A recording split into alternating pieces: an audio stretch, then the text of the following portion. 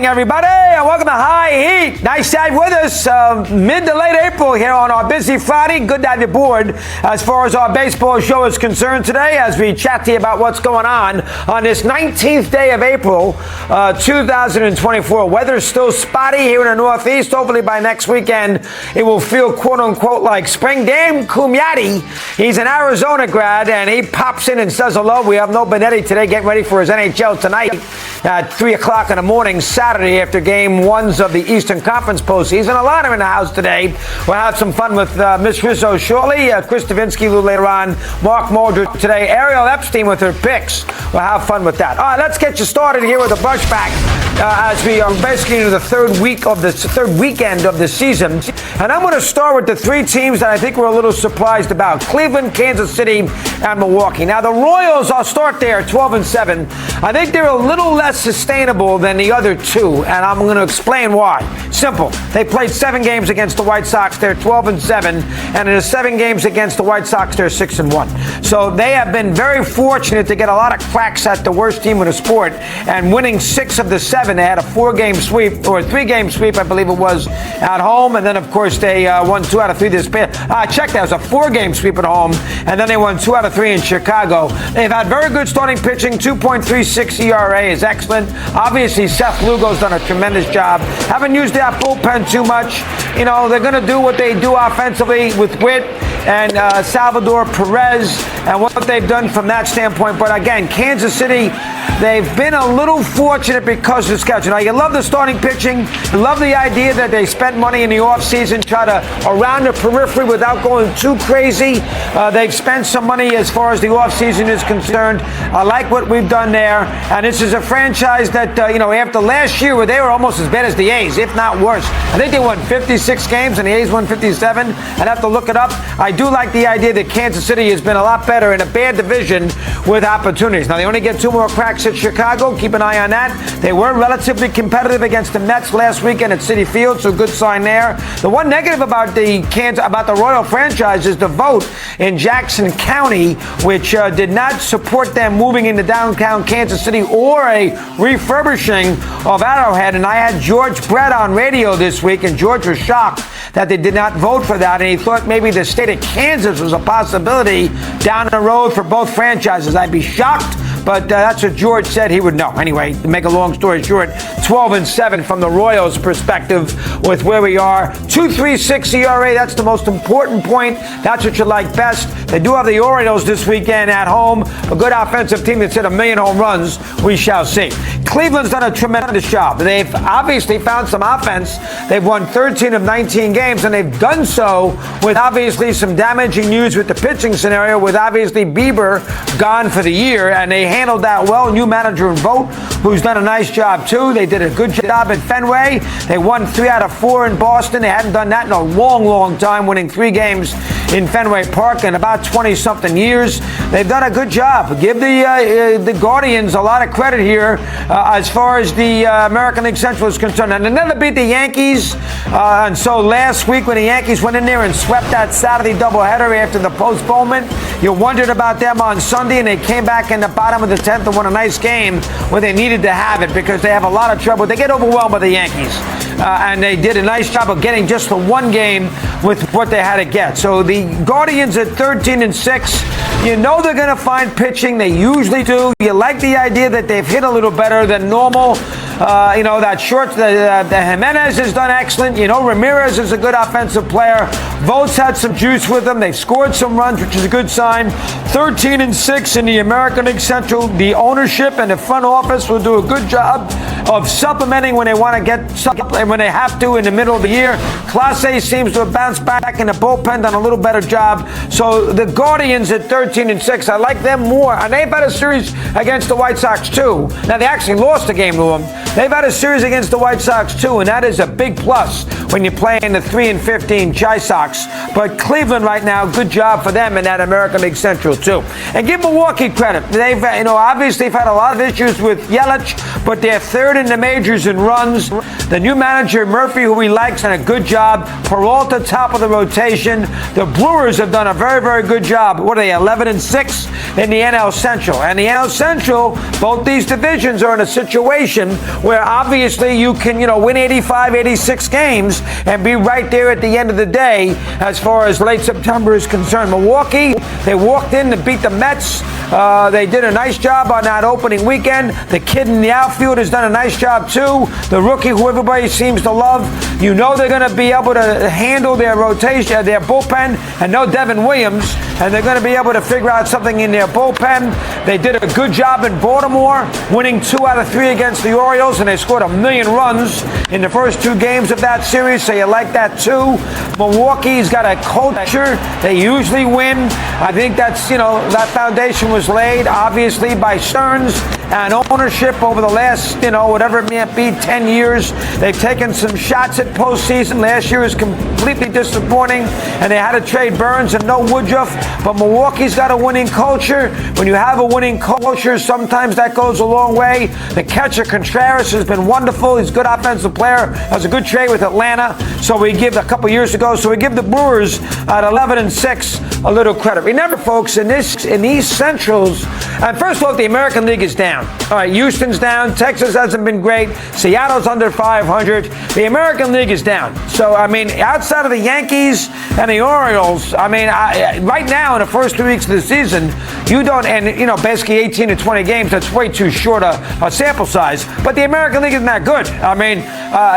Everybody's flirting around 500. So if you're in that American League Central right now and you can beat up on all those other teams and get 4 whacks at the White Sox, you're going to have a series, that is. You're going to have a chance to be maybe even a wild card ball club because of everybody else in the American League. The Astros are terrible. They're 6-13, 6-14. Texas has, not been as good as we thought.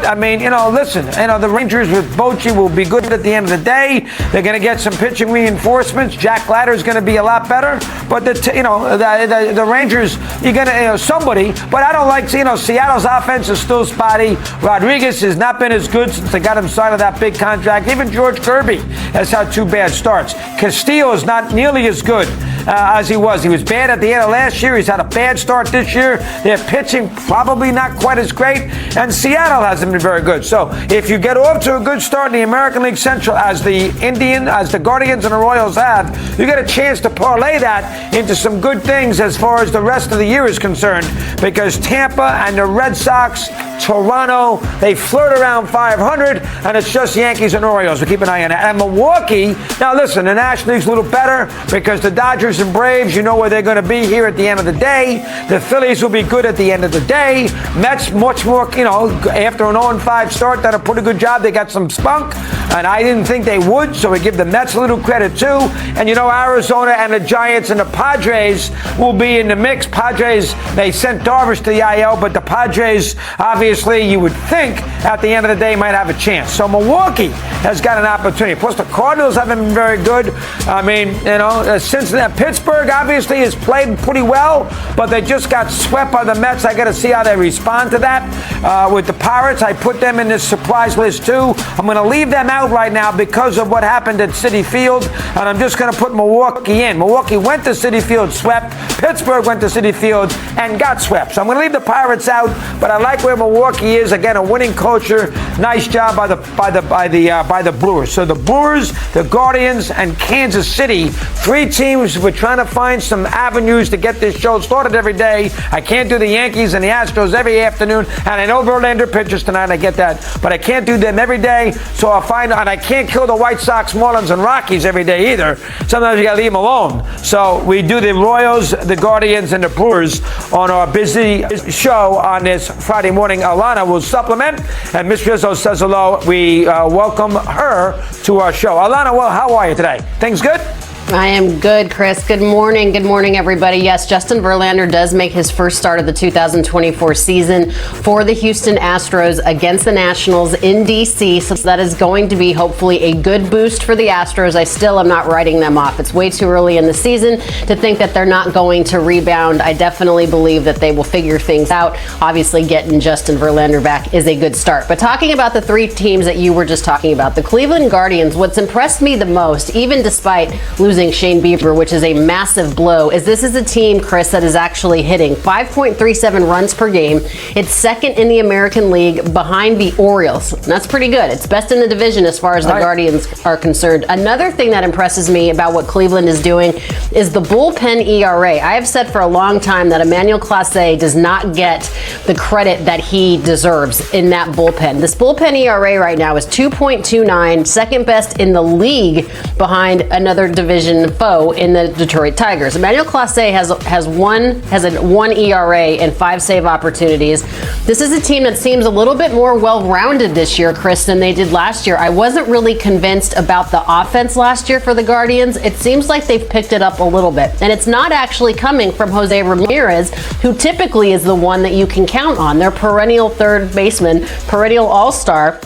He's not really hitting right now. He's hitting just .238 with 3 home runs and 16 RBI. But Josh Naylor and Stephen Kwan are actually kind of picking up the weight there as far as that's concerned. Josh Naylor, .323, 4 home runs and 13 RBI. Stephen Kwan, their leadoff guy, 2 home runs. You don't expect him to be a power hitter, but he's getting on base. 18 runs scored so far.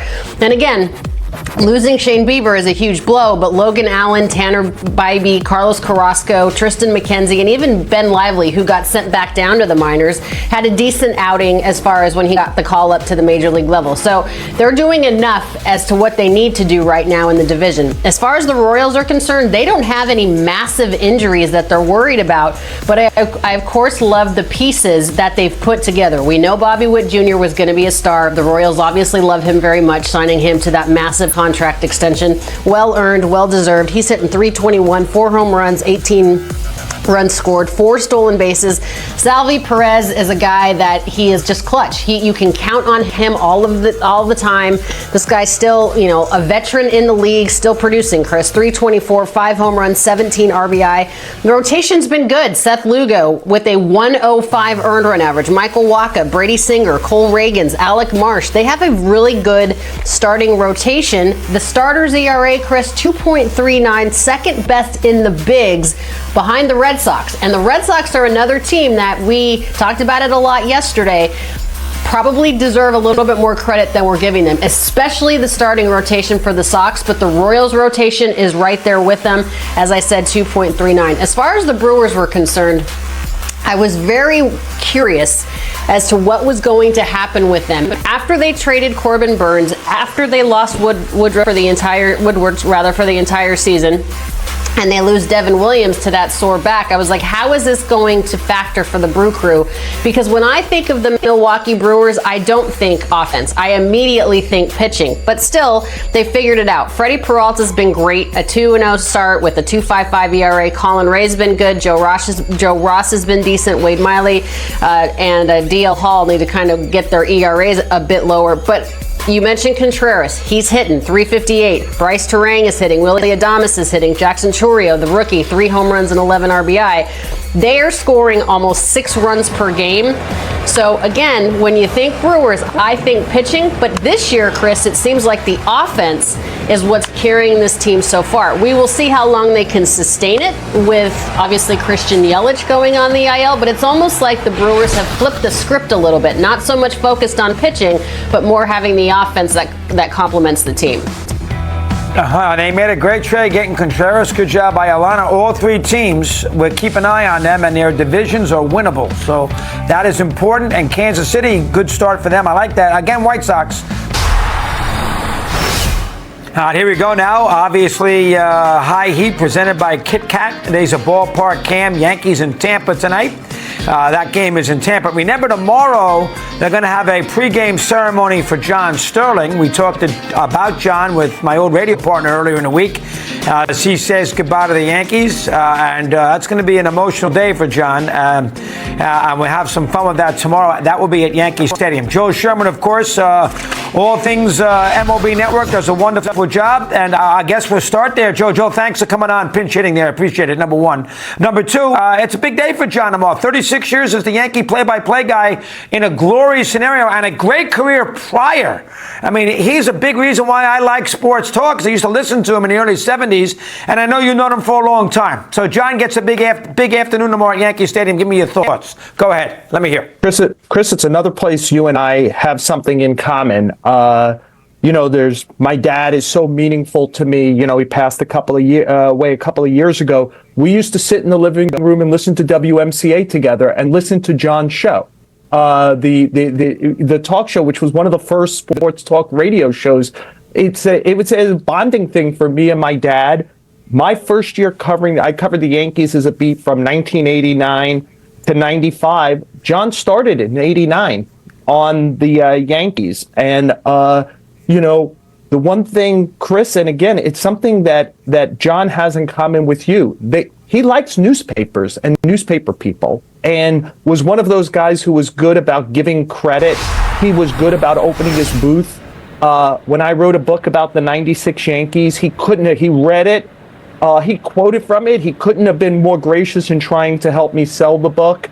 And the line I have used a lot in these last few days as we've thought about John is, he wasn't everybody's cup of tea, but there certainly was never a cup of tea like him before.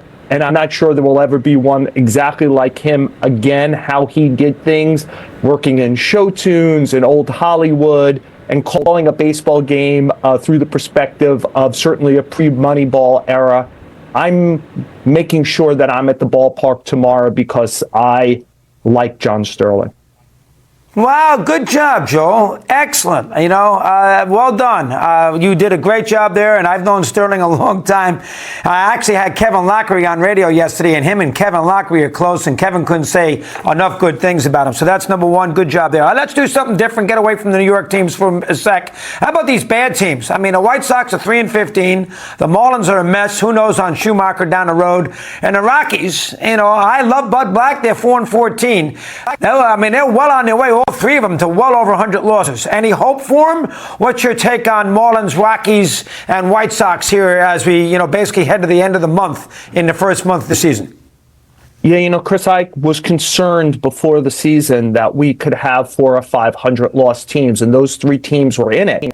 I know people were very, maybe not as down on the Marlins as I was because they got into the playoffs last year. But I think they got into the playoffs based on, extra inning and one-run results that are hard to replicate. And it's just, I don't pay a ton of attention to what's going on the field in spring training, Chris, but the Mets, pretty much when I was in spring training, they play either St. Louis or Miami every day. And I came away not really liking either of those teams, especially not Miami. Their infield defense, I thought, was going to be a big problem. They were already down Yuri Perez and Sandy Alcantara, and starting pitching is supposed to be their strength. And I just didn't think they had enough offense or defense to overcome it. They obviously made a controversial decision to get out of, remove Kim Ng as general manager after last season. And by bringing in somebody from someplace else in Florida, from the Tampa Bay Rays, it clearly signaled they were thinking big picture and long term if they could replicate what the Rays are doing, which felt like a long range thing. So I don't have a ton of hope for any of those teams. I know Oakland has gotten off better than probably expected this year. But, Chris, again, something you know well because you love the sport and you cover it all the time is the attrition rate of the season is really something. And we're seeing what these teams are at the beginning of the year. What do we see as they begin to lose players, as innings mount on pitching when there's a lack of depth? I really think it's going to be bad in several places, unfortunately. Yeah, I'm with you there. Let's do the three good teams that are off to good starts, at least record-wise. Kansas City, Milwaukee, and Cleveland. Which one do you have the most hope for that we're going to... Now, they're in bad divisions, so either one, so they could be in the mix, but which out of those three...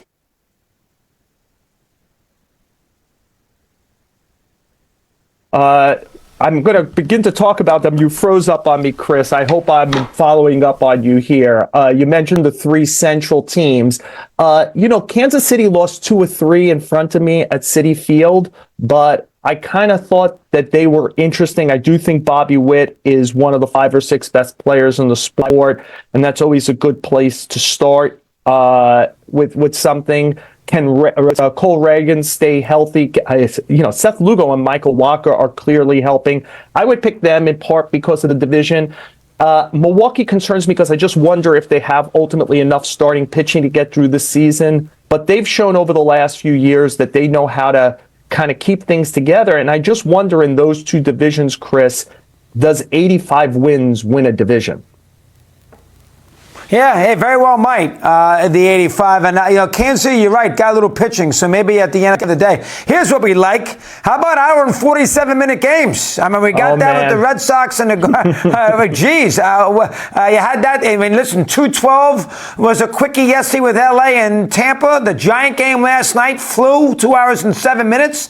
Boy, oh, boy, thank goodness. The 3-hour and 20-minute game, you're still going to get an occasional one, but it seems to be a thing of the past. Even these NBA games take forever. I mean, my goodness gracious. So quickness in some of these spots, that's always a good sign for an old writer like you on deadline. You like that? Let's discuss. Go ahead. Yeah, an old writer who I tried last year to try to figure out how many games I've been at, Chris, over the last 35 plus years. And once it got to well over 2,000 where I was doing the calculation, I was like, yeah, I think I'm going to stop here. This is making me feel bad. So I've seen enough baseball. I still like seeing it. I don't like seeing it when it's poorly paced. I still always feel like pace is the key thing. If there's a lot of action and interest, you've got me. There's movies that last 3 hours that are terrific, and there's movies that last 2 hours that feel too long and boring. And I've certainly been at quick baseball games that didn't catch my attention and long baseball games that did. But it feels like there's a sweet spot at about 2.5 hours. It feels like most games come in about there now. And that feels right for attention spans and jamming as much action as possible into that period. Excellent job, Joe. Well done. We didn't even do the Mets and Yankees, so we got a little break there. Thanks for pinch hitting, most importantly. Appreciate you coming on. Keep up the good work. Appreciate it today. All right. I like being your emergency starter, Chris. That was the single running off of Pearl Jam's new album, Dark Matter, which was released today. MLB has collaborated with the band on an exciting and distinctive in-park broadcast and social activation around the release of the band's 12th studio album. I am sure Eddie Vedder, a noted Cubs fan, will be locked into the network today for the Marlins and the Cubs from Wrigley, 2:20 Eastern, first pitch. All right, Christopher Russo, big Pearl Jam fan. It is now time for Good Job, Bad Job. Take it away. All right, there you go there, Alana. We're trying to be a little more bitey, a little more edgy as we have sort of reinstalled Good Job, Bad Job because it went away for a long period of time. It's been back here. We did one last week. We'll do it again this week, and we'll start the good jobs. Number one, I'm going to give the Tigers some credit. You know, they have played, out of their 11 home games so far, they played 8 of them in the daytime. When teams in April are playing games at 8 o'clock at night when it's 25 degrees out and there's nobody in the ballpark, give the Tigers credit. They play a lot of day games during the week. 4 of the day games they have played during the week, including a couple games against Texas. When teams get nervous because the TV ratings are better at night than they are in the daytime, and obviously there's usually, you would think, a better attendance. The Tigers say, you know what? It's April baseball. Nobody wants to come out here at, on April 8th when it's 26. So let's play some day games. They have done that. They and the Cubs, the last whatever it might be. The Cubs at Wrigley have played the most day games in the sport. Stop force-feeding night games, these northeastern teams, in the month of April. Tigers have gotten that lesson, so we give them a lot of credit from a day-night perspective. That is number one. Number two, we're going to give 2 players credits because they had good quotes after what happened to them in the course of the week. One was a positive, one was a negative. McCutchen hit his 300th home run for the Pirates in Philadelphia. We all know we all love him, McCutchen. He's been a heck of a player, Andrew McCutchen. And then, of course, after the game, here's the homer against the Phillies. And then after the game, he had an excellent quote because he got a good ovation from the Philly fans and everything else.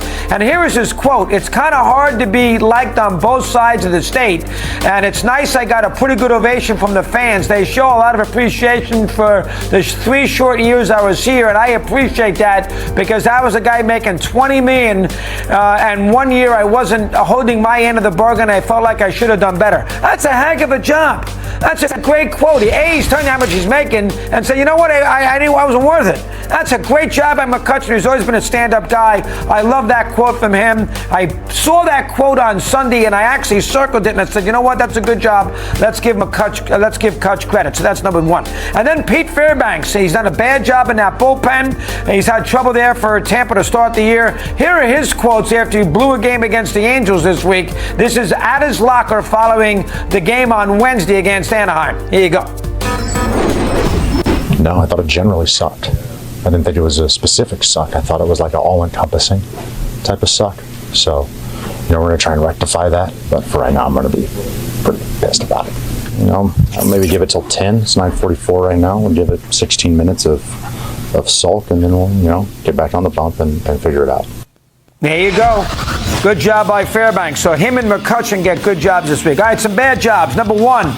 I wanted more of a mental thing than a physical thing, but I'm going to give you a physical error. He's done a horrendous job for the Yankees to start the year. He's hitting .208 with no homers and 2 RBIs. He's made a million errors. This is the one that he made Sunday afternoon against the Guardians. He didn't know what he was doing at the plate. He tied the game up in the bottom of the 10th inning and later won it. Glaber's made a million errors. He's got 3. He's got 18 since last year. The second most is 10. That's how bad he's been at second base. At times, he can be a little nonchalant, which also gets him in trouble. He's not hitting. He's also a free agent, and the Yankees are not going to re-sign him. That's not going to do it because they got LeMahieu at second. They can play. Anyway, bad job by Torres. Got to play better than that. And his defense, really, I think, he takes him the field off. There's no offense. That is number 1. Number 2 is Derek Shelton. I mean, I love Shelton and I like the Pirates, but you take Jared Jones out of a game this week against the Mets after 59 pitches when he threw 50 of them for strikes in 5 innings. He has done a great job, this guy. He had thrown 85, 89 pitches in his previous starts, so you can't sit there and say, well, he worked a lot the last game, so let's give him a break this game. He was unhittable against the Mets the other day. Again, 59 pitches after 5 innings, 1 hit, 5 strikeouts, 7 strikeouts with no walks, and you take him out of the game. A game, of course, the Pirates bullpen blew, and they lost 3-1. Leave the kid in the game. I'm not asking for 120 pitches, but geez, 59 pitches? He can't give me 80? He can't throw another inning out there? I mean, my gosh, you got a guy, I know he's 22, I know the answer. You got to protect him, innings and all that. I get it. But my goodness, 59 pitches in 5 innings, that's a little quick. So that is number 2. And then number 3, let's do an oldie but goodie. I read this with Mike Vaccaro, great columnist for the New York Post. And I did a lot of Whitey Herzog this week too. But how about M. Donald Grant, the guy who kicked Seaver out of town? Here is the Vaccaro quote in the New York Post with Whitey Herzog, who at the time was a Met front office guy who may have been the heir apparent to Gil Hodges, but Gil Hodges passed away quickly, and they gave the job to Yogi Berra. So, believe it or not, M. Donald Grant, who didn't like the fact that he overheard Whitey say that M. Donald Grant knows nothing about baseball in the hallways at Shea Stadium a long time ago. Did you know that M. Donald Grant barred Herzog from going to Hodges' funeral in Brooklyn? Can you imagine that? Here is a guy, now I know, M. Donald, this is 100 years ago. I could not believe it. Whitey Herzog wants to go to Gil Hodges' funeral, and because M. Donald Grant doesn't like him, he refuses to allow him to go. I don't have the Vaccaro quote in front of me, but amongst the things that Herzog said in response, it's one of the worst things I've ever seen in baseball. I'll never forgive him for not allowing me and barring me from going to Gil Hodges' funeral. That was so bad I had to put it in a bad job scenario. I mean, I know we pound M. Donald Grant because of his relationship with Dick Young and killing and getting Seaver out of town, one of the worst trades, the worst trade in the history of the franchise. And then Whitey can't go to Gil Hodges' funeral in April of 1972. Really? There we go. Good job, bad job. An oldie but goodie with M. Donald Grant. Lots to still do. Here's Alana. Miss Rizzo, take it away. What do you have for That's me? a real oldie. That's a real oldie but baddie. Not a real 72. oldie but goodie. My only bad job this week, and I love Bud Black. I really do. He rarely makes the decision that I'm kind of scratching my head at. This was bad job in my opinion. Kyle Freeland, the Rockies ace, although he hasn't pitched ace-like this year, was put in as a pinch runner, and then he gets hurt at home plate on a collision there. Hurts his non-throwing shoulder. Bud Black at the end of the game, after the game was over, said that he was fine. Kyle was back out there in the dugout, yelling. So it appeared that he was okay. But I understand, like, your bench is empty. You need a guy. Kyle can run, but he's your ace. I mean, this team is already terrible. They don't have what it takes to make it into the postseason. Obviously, they're probably going to lose 100 games this year. But Kyle Freeland, you can't find any. Get someone from the stands. Like, why are you pitching? You're pinch running your ace in that situation. It ended up being a 2-1 loss anyway. Yeah, I mean, I know people don't like that when the pitchers pinch run. To me, they're baseball players, but I do understand that it look bad. But not because that of the slide. pitcher. Not that pitcher. Not your ace. Find a different pitcher. Well, overall, not on this show, which is what I'm most concerned about. She has 4 plays for us today. We're going to start with the Rangers and the Braves and over. Thoughts there, Ariel? Take it away. Let me hear. Yeah, Mad Dog, I'm hoping we aren't jinxing anything today because I'm 6-2 this week, but I've not given out a winner yet on this show. I'll admit it.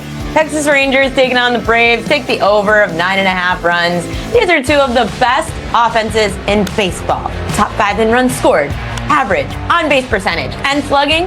Texas hits well on the road, averaging just over 5 runs per game.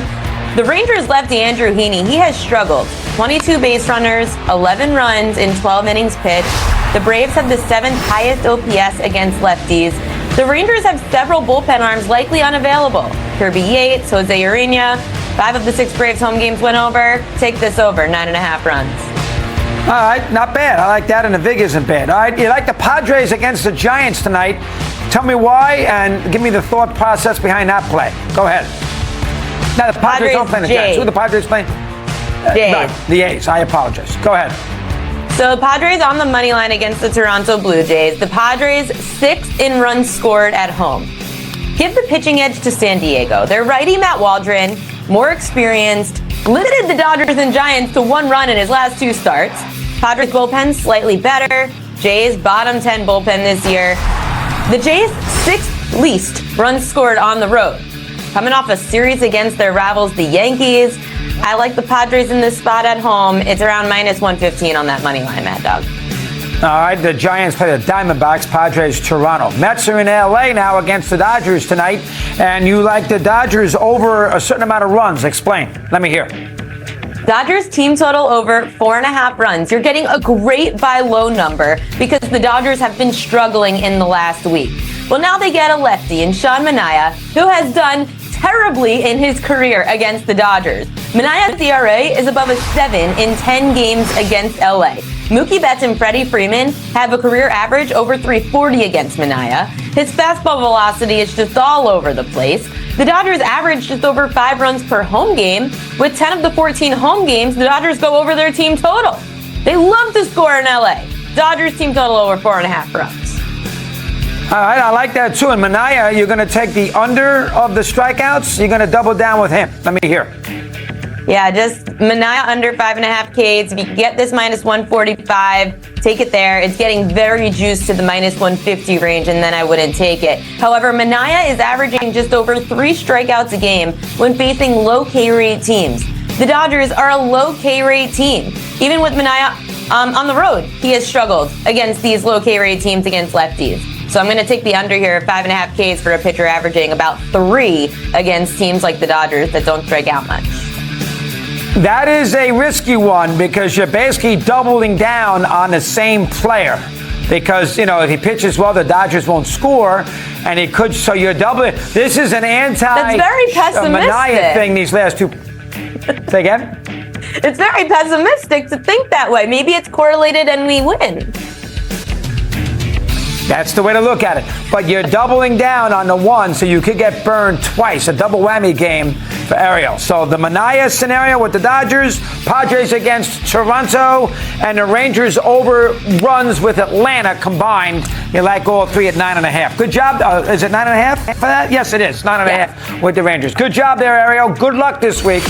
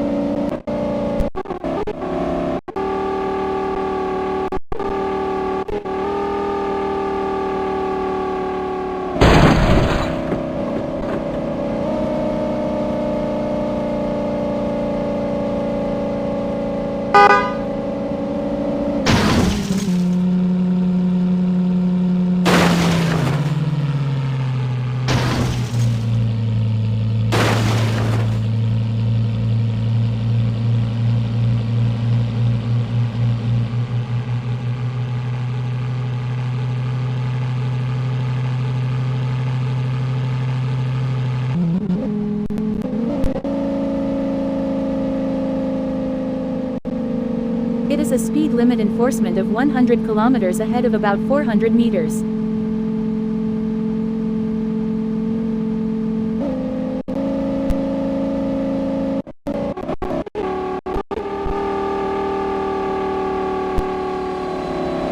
It is a speed limit enforcement of 100 kilometers ahead of about 200 meters.